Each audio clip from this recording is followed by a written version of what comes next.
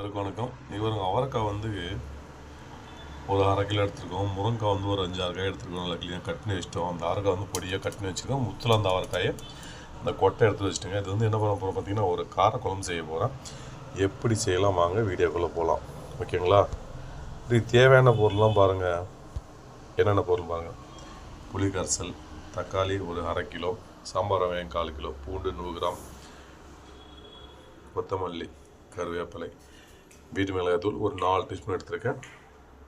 காரம் உங்களுக்கு தேவை தெரிஞ்ச மாதிரி சேர்த்துங்க. நான் காரம் அந்த மீடியமான காரம் தான் போடுறேன். காரம் அதிகமாக வேணாலும் உங்கள் இஷ்டம் போட்டுக்கலாம். தேவைப்பட்ட அளவுக்கு கடுகு, கலப்பு, உப்பு, இவ்வளோ தான். வீடியோ கட் பண்ணியிருக்கேன். பெரிய பெரிய பூண்டார் பல்லாக இருந்தது, கட் பண்ணியிருக்கேன். இடித்து கூட போடலாம். உங்களுக்கு எப்படி இருக்கோ அப்படி போட்டுக்கலாம். ஓகேங்களா? எண்ணெய் காஞ்சிருச்சுங்க. கடுகு, கலப்பு போட்டுடலாம். பொறிக்கிட்டோம். கடுகு பொரிஞ்சிருச்சுங்க. பூண்டு போட்டுடலாம். கட் பண்ணி வச்சுருக்க பூண்டு போட்டுடலாம். நல்லா கலக்கி கொடுங்க. அடுத்து சாம்பார் வெங்காயம் போட்டுடலாம். பூண்டு ஓரளவுக்கு பிறையாயிருக்கு. சாம்பார் வெங்காயம் போட்டுடலாம். இதையும் போட்டு நல்லா ஃப்ரை பண்ணிக்கலாங்க. நல்லா ஃப்ரை ஆகட்டும். கூடவே தேவையான அளவு உப்பு போட்டுடலாங்க. நான் குக்கரில் தான் செஞ்சுக்கிட்டு இருக்கேன். ஏன்னா நல்லா வதங்கி எல்லாம் முடிஞ்சுக்கப்புறம் ஒரு விசில் விட்டு வேக வச்சா போதுமாக இருக்கும். அதுக்காக நான் குக்கரில் செஞ்சுக்கிட்டு இருக்கேன். ஓகேங்களா?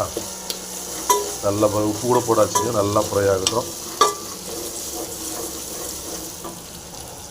வெங்காயம் நல்லா ஃப்ரை ஆகிட்டு வருதுங்க. இப்போ கொத்தமல்லி சேர்த்துடலாம். அது கருவேப்பிலை எல்லாம் போட்டுடலாங்க.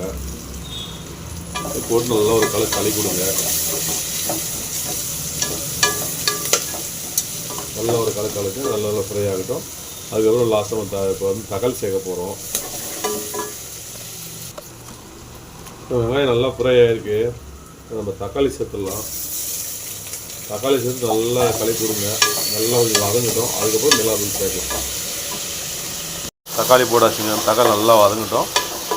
அதுக்கப்புறம் மிளகாத்தூள் சேர்த்துடலாம். ஓகேங்களா? காரக்குழம்பு அப்படின்னாலே கொஞ்சம் மிளகாத்தூள் அதிகமாக சேர்த்தா தான் கொஞ்சம் காரசாரமாக நல்லாயிருக்கும். ஓகேங்களா? பருப்பு சாம்பார்னா கொஞ்சம் காரம் கம்மியாக தான் இருக்கும். நல்லா ஃப்ரை ஆகட்டும். நல்லா வதங்கியிருக்கு. மிளகாத்தூள் போட்டுடலாங்க. மிளகாத்தூள் போட்டு நல்லா 2 நிமிஷம் வதக்கிடுங்க.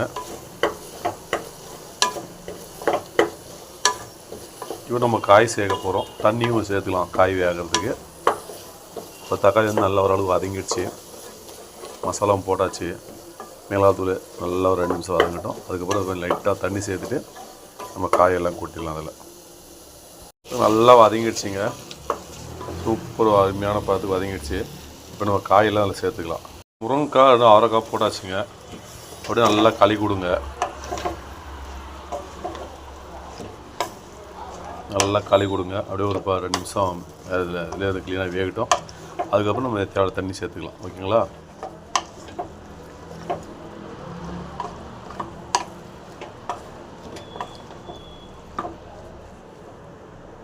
காயெல்லாம் போட்டாச்சுங்க. புளி கரைச்சி ஊற்றிடலாம். புளி நல்லா கரைச்சி வச்சுருக்கோம்.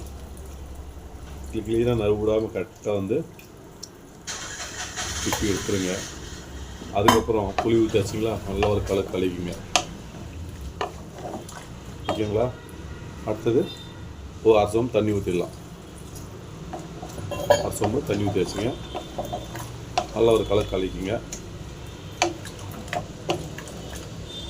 நல்லா கலக்கிட்டு உப்பு காரம் புளிப்பு செக் பண்ணிங்க.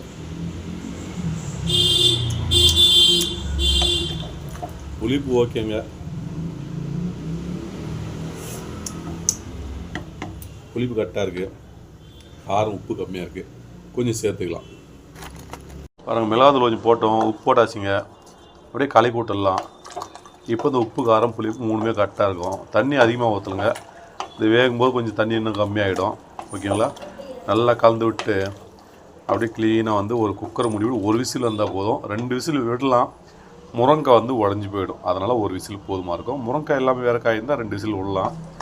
1 விசிலுக்கு கரெக்டாக வெந்துடும். போதுமாக இருக்கும். 1 விசில் ஆக வச்சு நம்ம எடுத்துடலாம். ஓகேங்களா? அவ்வளோதாங்க. இப்போ நம்ம 1 விசில் ஆக வச்சு க்ளீனாக எடுத்துடலாம். இப்போ விசில் வச்சாச்சுங்க. அடுத்து 1 விசில் வந்தால் எடுத்துடலாம். சூப்பராக அருமையான டேஸ்ட்டில் காரக்குழம்பு ரெடி.